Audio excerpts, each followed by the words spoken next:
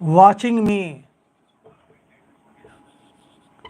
He has duped us.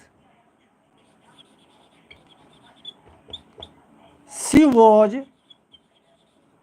challenging God. I have written here four different sentences. All the sentences which I have written here are affirmative and they belong to different tenses. The first sentence is affirmative and it is in the present indefinite tense.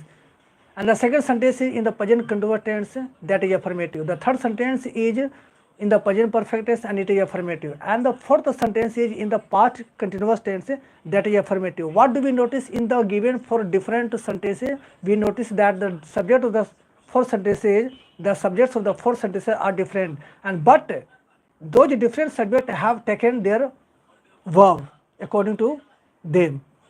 These different subjects have taken their verbs according to them. If the verbs are not according to the subject, it is wrong to write so. यहाँ पर चारों वाक्य लिखा हुआ है, चारों वाक्य अलग अलग टेंस के हैं, लेकिन चारों वाक्य जो अफर्मेटिव है, पहला है प्रेजेंट इंडेफिनिट टेंस का, दूसरा है प्रेजेंट कंटीन्यूअस टेंस का, तीसरा है प्रेजेंट परफेक्ट का, चौथा है पास्ट कंटीन्यूअस टेंस का। इस सब वाक्यों में हम लोग को क्या देखने को मिलता है? सब्जेक्ट के अनुसार भी1 है तो कह सकते हैं कि इसमें कर्ता के अनुसार क्रिया का प्रयोग किया गया है तो कर्तृवाची हुआ।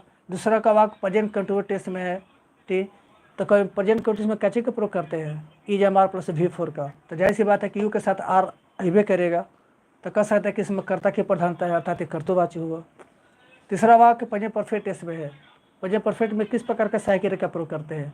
हैज हैव का, और ये सब्जेक्ट के अनुसार करते हैं। तो जाहिर सी बात है, अगर हैज सिंगुलर है, ही अगर सिंगुलर है तो हैज भी सिंगुलर है, तो ही के साथ हैज हुआ, तो स्पष्ट है कि कर्ता के अनुसार क्रिया है तो कर्तृवाची हो गया।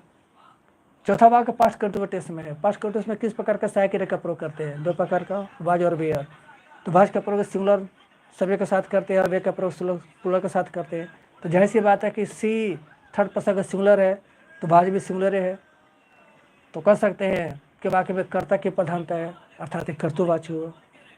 तब स्पष्ट हुआ कि जब किसी वाक्य में क्रिया का प्रयोग कर्ता के अनुसार करते हैं तो वही कर्तृवाची कहलाता है। जब किसी वाक्य में क्रिया का प्रयोग कर्ता के अनुसार करते हैं तो वही कर्तृवाची कहलाता है। In the formation of the active voice, whether be the sentence in Hindi or English or in any language, it is noted minutely that the subject is dominant. The work that is done is referred to by the subject. In the active voice, subject is all in all. Subject is everything, because all types of work in the active voice, the subject is doing. Now it can be quoted that the active voice refers to such a verb that comes according to the subject. तो इस live class में हम लोग voice से शुरू किए, जिसमें voice की उत्पत्ति, डेफिनेशन के साथ एग्जाम्पल, उसके क्लासिफिकेशन में 3 प्रकार के क्लासिफिकेशन, एक्टिव, पैसिव और क्वेसिव, जिसमें हम लोग एक्टिव वॉइस के ओरिजिन, उसके डेफिनेशन और एग्जाम्पल को समझे।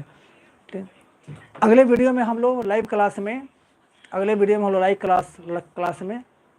एक्टिव वॉइस की यात्रा को पार करके पैसिव वॉइस की यात्रा करेंगे और उसके क्षेत्र में प्रवेश करेंगे, जिसमें उसकी ओरिजिन, डेफिनेशन, एग्जाम्पल इत्यादि सब अध्ययन करेंगे। एकदम बारीकी से शुरू से चलेंगे।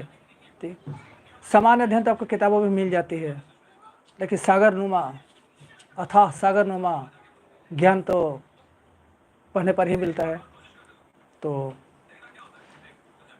कल ठीक हम 4 बजे का क्लास लेंगे और सभी बच्चे प्रतीक्षा में रहेंगे और अब लाइव क्लास करें। तब तक के लिए नमस्कार, नमस्ते, प्रणाम, good bye and see you again with new hope, with new passion, with new लश्कर, with new direction, with enthusiastic ecstasy हो गया।